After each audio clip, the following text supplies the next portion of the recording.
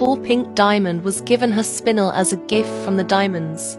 Parados were being created in one of Yellow's colonies.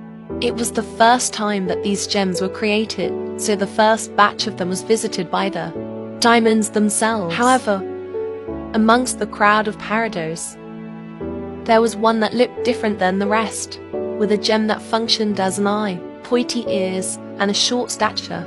This paradot was quickly deemed defective. The diamonds planned to dispose of this gem, her appearance deemed far too wrong to be saved. However, Pink Diamond had seemed to take an odd liking to this defective paradot. Pink Diamond managed to convince the diamonds that this paradot could have use to them, so she was spared. Pink Diamond was right. Despite this paradot's defective looks, her behavior exuded any standards any gem could uphold. She had the attitude of a pristine agate, almost able to break gems in as easily as the diamonds. She quickly rose in status, soon gaining her own crew and ship to help the diamonds create more colonies and maintain them. Soon she was even given a title, one that even the diamonds knew well: Captain Perry, otherwise known as Captain Tiny by her crew. One day, the diamonds were once again trying to produce a spinel to give to Pink, once again failing as the gem came out defective. White spots covered the gem from head to toe. It was also much too large.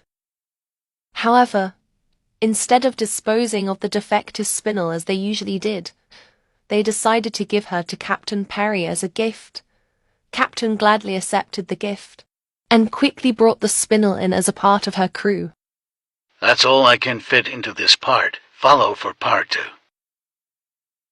Part 2. When the new spinel joined the crew members quickly took to calling her Hearts due to the odd shape of her gem, and how happy she made everyone. It was soon discovered that this spinel wasn't just a really nice gem to be around, but she had skills similar to that of Blue Diamond, but instead of making others sad, she made them happy. Due to Heart's powers, her and the captain quickly began to get along surprisingly well. Heart's powers cooled the jagged temper and attitude of Tiny, and Tiny's grouchy nature helped smooth the slightly obnoxious nature of Heart's overwhelming positivity. Heart and Tiny became extremely close, and continued to be close as the rebellion began to form.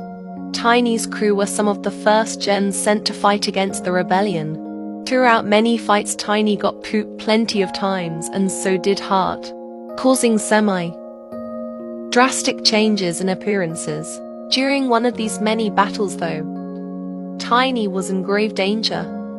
They were cornered by a crystal gem, about to be shattered. The Heart jumped out in front of Tiny to take the hit. Instead of Heart shattering in Tiny's arms, there was a bright light, and suddenly neither of the gems were there anymore, but there stood Siberian purple quartz. The newly fused gem quickly ran off in a panic, leaving behind the rest of the crew. However, despite their panic, they didn't unfuse.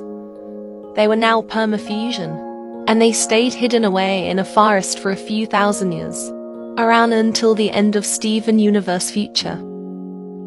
When she finally leaves her forest home, she is freaked out by the crystal gems, specifically bismuth, due to previous interactions with her.